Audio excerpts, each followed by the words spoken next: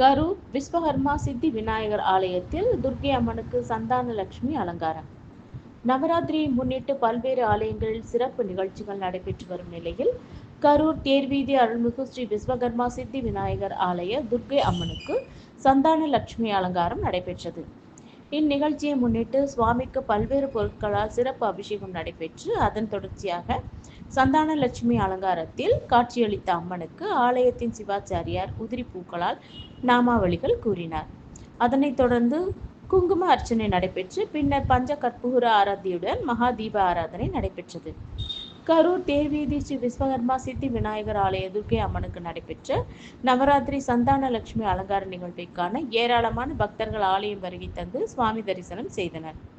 நிகழ்ச்சியின் ஏற்பாட்டை ஆலய நிர்வாகிகள் மற்றும் சிவாச்சாரியார் இணைந்து செய்திருந்தனர்.